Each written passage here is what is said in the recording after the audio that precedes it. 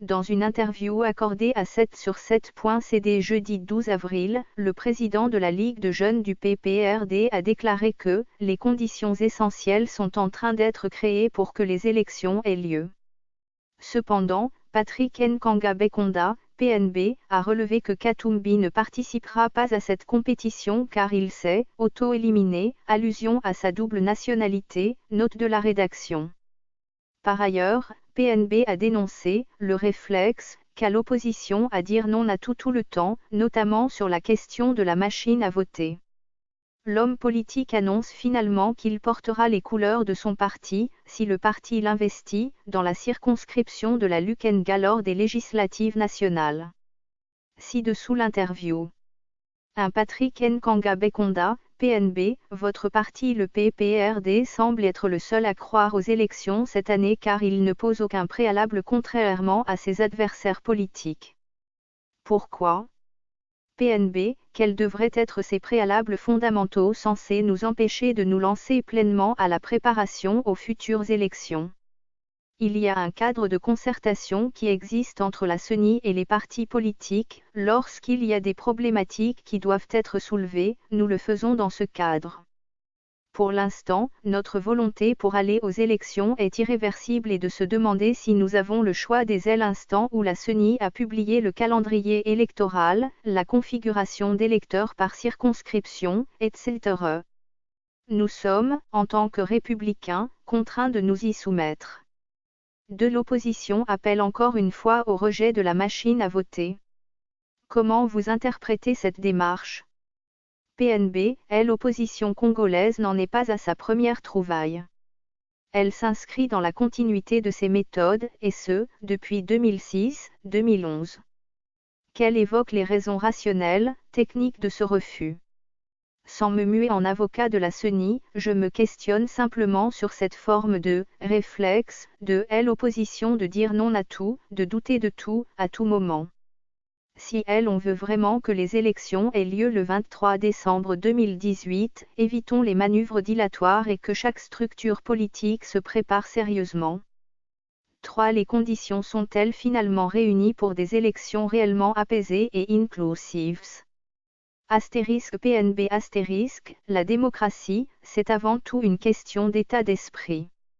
Ce dernier se construit et se consolide dans le temps. En 2006 et 2011, pensez-vous que la situation était totalement décrispée ? La crispation du climat politique congolais était avant tout psychologique. Les conditions essentielles sont en train d'être réunies pour que les élections aient lieu le 23 décembre 2018.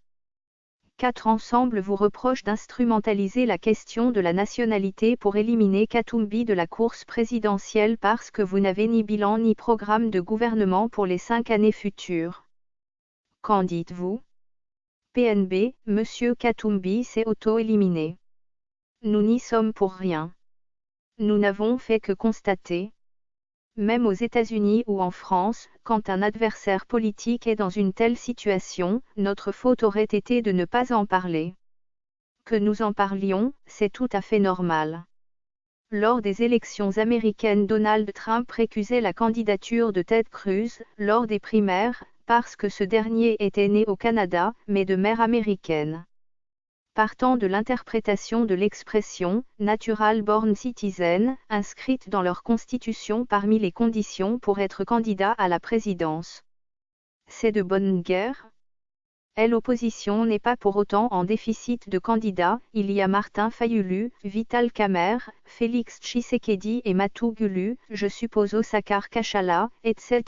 Eux ne sont pas hors jeu, le challenge, c'est avec ceux-là. Notre projet de société pour les futures échéances électorales sera rendu public très bientôt.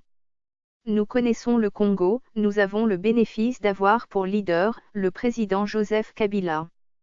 Il ne s'agira pas de spéculer, mais de dire exactement ce que nous comptons faire pour les 20 prochaines années, fort de l'expérience acquise. Juste un peu de patience.